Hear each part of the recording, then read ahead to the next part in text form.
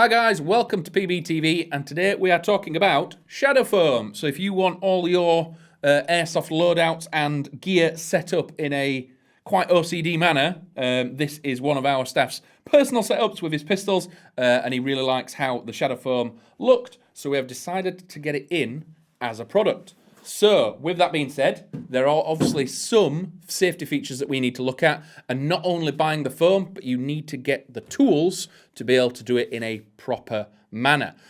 So there are cutting kits, heat guns and smoothers and some other tools as well that you will need, but obviously there is a lot of safety features to consider when doing it. So when you buy the coloured foam that you want, so there's going to be various colour options as grey, teal, purple, orange, all sorts to pick from, so you can pick your recessed colour and then the top will be black. So you are going to have to cut this foam out. So there are two cutting kits available. There is a basic one and a sort of ultimate tool cutting kit as well. Each one of these have the sort of same bits. The ultimate has a little bit extra. So in here we have a scalpel handle. I think there's 5 scalpel blades, some anti-cut gloves, some forceps, instructions, and a shadow foam sticker.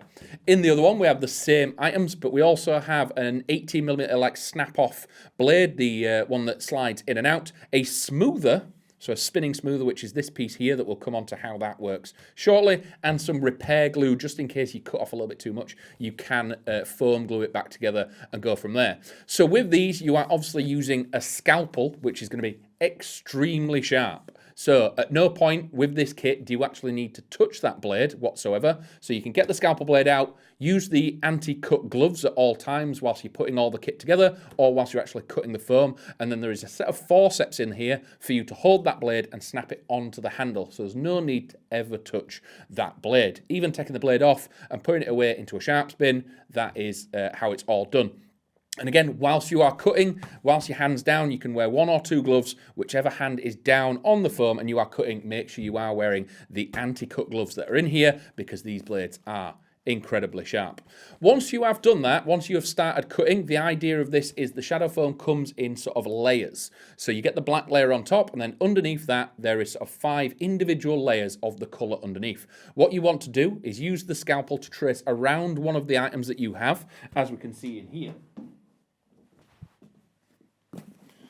So what Mike has prepared earlier is he's cut away around the pistol and then you peel away one layer at a time, getting to the depth that you want. Once you've got to the depth that you want, you can then use some of the finishing tools. So a couple of the finishing tools, including the smoother that's on here. Obviously it does need a drill, so make sure you have one of these. When you put this in and spin it, it is just a simple bit of plastic that cuts away and flattens out that layer. And what it does, it can also go into layers and just make sure that level is completely flat. Make sure that when you do put your RIF, mag, anything in there, it doesn't wobble and you don't have any unsuspecting bumps or anything in there.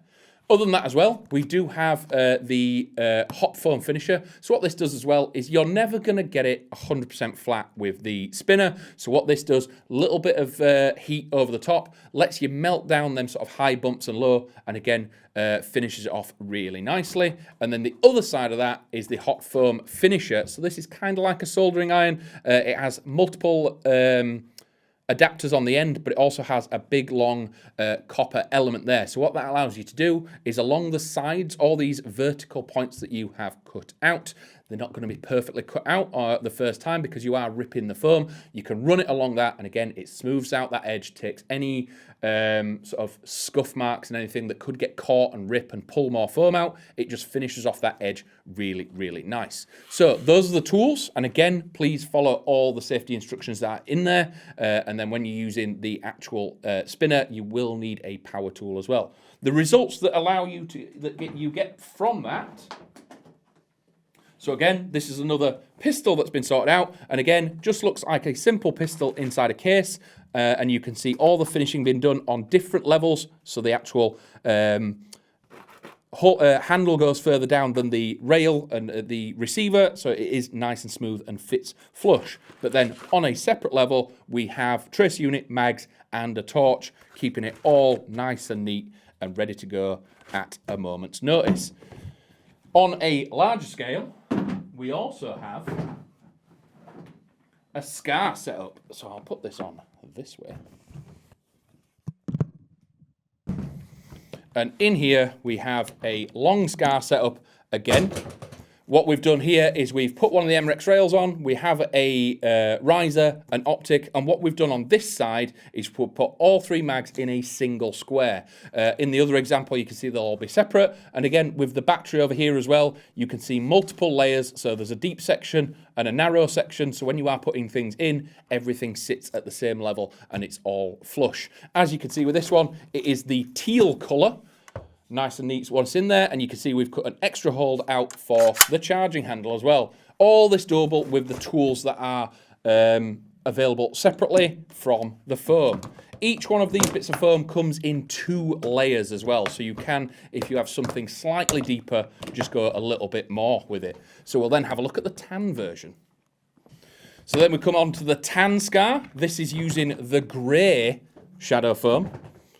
So as you can see here, we've done the mags separately, individual. So again, if you're not running a full loadout and you only want 1 or 2 mags, they're not loose in the box, they're still secure. We've cut out a space for the grip and even added the suppressor on. Options that you could have, if you do have a QD suppressor, you could put this down here and just have the flash hider cut out. Obviously no riser on this one. And again, we've done the battery as well. So the idea of these are one-off pieces that have been custom done. The gun has been built up with the mags, the optic, and the shadow foam pre-cut out and done with the case that you can come in store and buy this entire package as is. Again, this is the e-shooter scar. If you looked at our most current video, we had a little bit of play around with this. It is 27.5 rounds a second, absolutely chugs through BBs, and it is an incredible platform. So we've added it into a bundle and just shown it off in its full glory, even in this new grayed out shadow foam case, again with the charging handle cut out, ready to go, drops in, and it just has that really nice neat finish compared to maybe the wave foam that gets pressed and squashed and crushed, and then the pick and pluck that is lifed.